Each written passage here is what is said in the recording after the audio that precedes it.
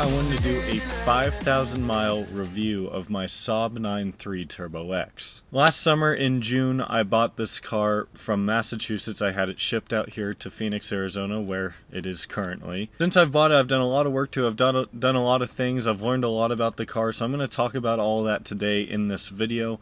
Not so much a review of the specific car itself, not like an objective review, but more of talking about my ownership of it so far and what I think of the car. So with that being said, let's go ahead, start the car if I can find my keys here, and we'll get driving.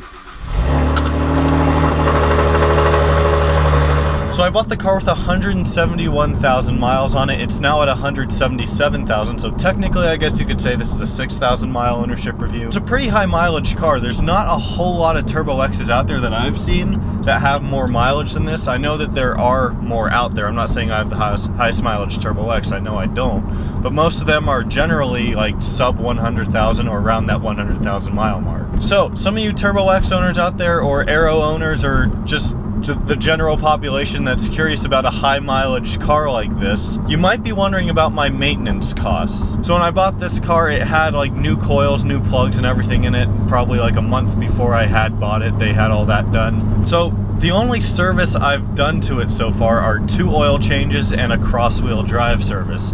So the cross-wheel drive service is something that I've heard you should do every other oil change to as often as like 1 every 3 years. It depends on who you ask. People are going to give you different answers. But for me personally, given that this is a higher mileage car, I'm going to be doing it probably once a year at least. So the only maintenance I've done on the car are the 2 oil changes and the cross-wheel drive service, and that in total has probably cost me like $400 for all that. So for having a car for almost a year, only spending like $400 on maintenance isn't that bad. And to go along with that, a lot of you are probably wondering, have I had any problems with this car, given it's a higher mileage car? And my answer to that is no. I have had 0 mechanical problems. Knock on wood, the check engine light doesn't pop on right now, but I have had 0 mechanical problems. This car has been extremely reliable for me. And I gotta give the previous owners of this car kudos because, you know, it's been well taken care of and I'm continuing that. So really, most of the content from this car on my channel has come through all the modifications that I've done to it. I haven't done anything super crazy. Ooh, we gotta make it through this light here.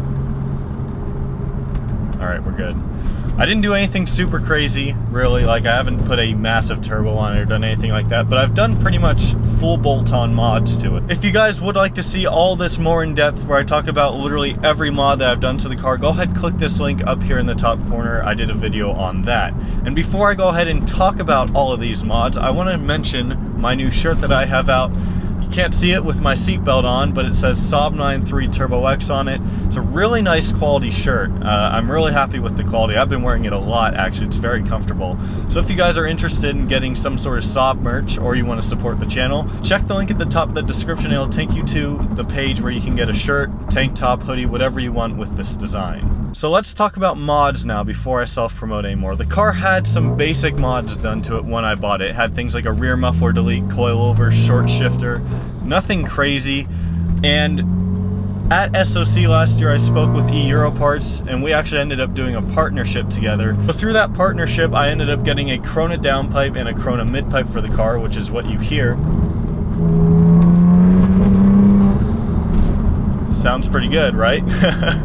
I'm really happy with this exhaust. It has just been amazing. And you know, outside of having those awesome sounds coming out the back, I've also had some great performance gains with it as well.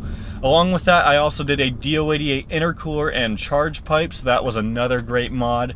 Really eliminated any sort of heat soak that the car had, and given that this is the Arizona desert in the summer, where, you know, not right now, but it can get up to like 115, 120 degrees, and to not have any heat soak, I mean, that's just incredible. So that mod has been awesome as well. I've loved that, and of course all the aluminum really help spice up the engine bay and make it look a lot cooler as well. After that, I did the DO88 full intake kit, and that was pretty great as well. I really love that. I have 0 complaints about it. I've done full videos on all of these mods that I'm talking about. If you just go to the Turbo X playlist on my channel, you can find full videos on all of these. There's going to be too many of them for me to be able to link them all here. But the intake really just helped with throttle response even more. It's just been awesome. I mean, as soon as I come off the throttle to change gears, you get that blow off from the turbo turbo, but because of that open air filter, it's really just helped get more air into the engine, and it's just, I have noticed a bit of a performance gain, I'll say that. It's definitely still worth it, even just for the sound alone. So I'm trying to think what else I've done that's worth mentioning. I've done small things like I got a dash cam, I got a roof spoiler out back. So I've done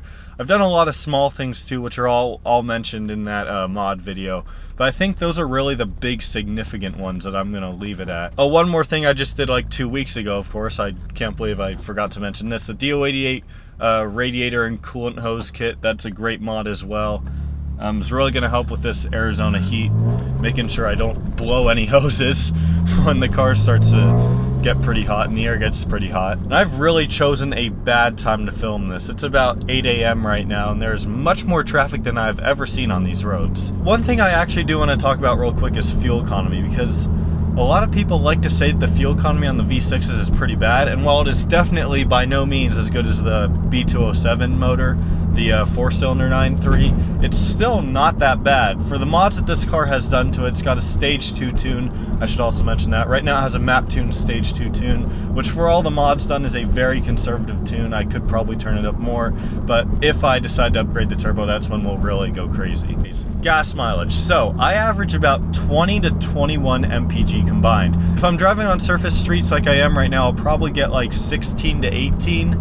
But if I'm driving on the freeway, I can get mid-20s. So comparing that to my B207 ARC 9.3, that gets about 25, 26 combined, and that car can actually get like in the mid-high 30s on the freeway. So I haven't really had any like big complaints. There's not like one thing about this car that like stands out to me and I'm like, oh, I freaking hate that, you know, I wish that Saab did that better. But with that being said, I don't think the car is perfect. I think it could be better. One of the things that's just a downside of owning a GM era 9.3 is the plastics in the interior. I've talked about that a million times. I've bored you all to death talking about it before. And while this is a step up of the pre-facelift 9.3 interiors or the pre-07 interiors, it still could be better. There's just so many things that I love about this car. I mean, it's really like the perfect car for me because, you know, it's a Saab, it's got the performance, it's got everything that I want in a car. It's got the performance, like I said, it's got the comfort, the luxury, the practicality. It's a very practical car for being a sedan. But I think my favorite thing, potentially, and this is just like a little weird thing, is the torque. The low-end torque. Like, I am doing 50 miles an hour right now in 6th gear, probably at like 1700 RPM, if that. And I step on it.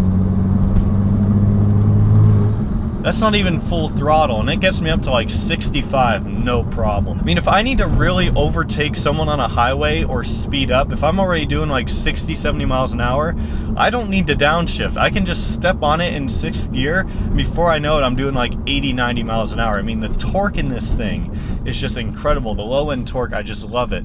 Now, I guess actually one complaint, and I especially noticed this when I dynoed the car, is that top-end power isn't the best. It really dies off after like 5,500 RPM. But then again, I'm not someone who really redlines this car a whole lot. I'll usually shift by like 4 grand, even if I am driving it hard.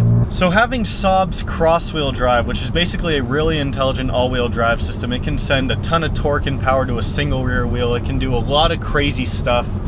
And having that drivetrain in this car makes it handle so well. When you throw in the coilovers, the map tune coilovers this car already has, it handles incredibly well. I mean, it doesn't corner as well as my Miata, I don't think. I guess that's really a bad comparison because the Miata is often looked at as like one of the best handling sports cars of all time. So basically what I'm trying to say is it handles extremely well for being a mid-sized sedan. It handles incredibly well, and when you're really pushing it through the corners, you can feel that cross-wheel drive preventing that oversteer and understeer. It really helps prevent that with all that stuff, that crazy stuff it can do over the rear axle. But the cool thing about it, to help your fuel efficiency when I'm cruising like this, the car's pretty much just front wheel drive. So it's really the best of both worlds. So comfort is something else that I do want to talk about. So being the Turbo X, being the sportiest, like most aggressive 9.3 that you could buy, it wasn't supposed to be the most comfortable. Now, while Saab, of course, was still focused on luxury, it had stiffer and firmer suspension than even the Aero, I believe. So from stock, while the ride wasn't bad by any means, I mean, it was still a good ride quality, it wasn't as great as you would have gotten in an Arc or even an Aero. I mean, it was made to be more aggressive by design. So you're not going to get the same comfort necessarily that you're going to get in an Arc or especially in a 9.5, but it makes up for it with these seats. These seats are so awesome. They're not as good as the 9.5 Aero seats, which I've talked about before, but they're still, I mean, they hug you really well. They're very aggressive. They're nice and soft and plush. I love them a ton. They're way better than the Arc or even the Aero seats. So I think that's gonna wrap it up for my 5,000 mile owner review. I tried to talk about some different aspects of the car and really give you my personal feedback on it and try to be more subjective as opposed to objective. If you guys would like to see an objective full review of this car, just a standard, you know, like I was reviewing any other car, comment down below. I'd like to know if you guys would like to see that. With that being said, that's it for today. If you enjoyed this video, make sure to give it a big thumbs up. I'll see y'all next time.